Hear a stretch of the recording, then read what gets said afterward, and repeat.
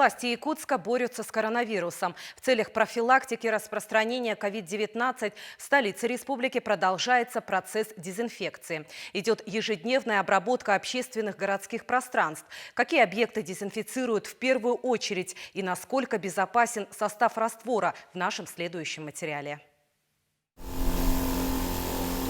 На плечах автономный ранцевый распылитель, в руках пульверизатор. Работники жилкомсервис в специальных защитных костюмах и масках распыляют хлорсодержащее средство.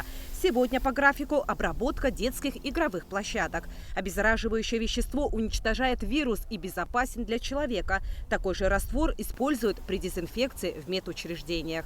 Мы начинаем работать с 8:30 до 6 часов, до 5-6 часов работают люди. На один объект мы должны приезжать 9 раз. Через каждые 4 дня. Мы обрабатываем также городской парк культуры и отдыха. Вчера мы его обработали второй раз. Это 28-300 квадратных метров.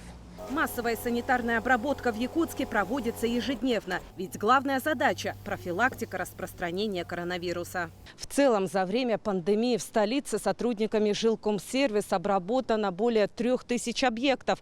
А это почти 200 тысяч квадратных метров общественных пространств. За ходом работ в своих округах наблюдают управы. Их задача – держать обработку мест общего пользования на контроле. Масштабную дезинфекцию проводят во всех общественных местах города. Не остаются без внимания и городские площади. К большой дезинфекции Якутска дорожные службы и службы по благоустройству приступили 8 мая, когда установилась теплая погода. Обработка улиц осуществляется поливомоечными машинами 2 раза в неделю.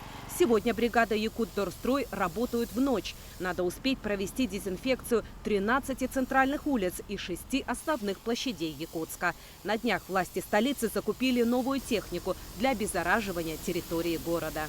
Сегодня у нас поступили аппараты высокого давления «Посейдон» в количестве 2 единиц.